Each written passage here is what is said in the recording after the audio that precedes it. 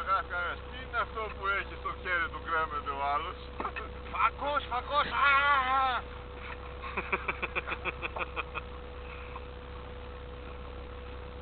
DVD player να το πούμε. Έχω αρχίσει ήδη και ονειρεύω με τα κορονίσια παϊδάκια. Ονειρεύω με ένα πουρκο κρασί.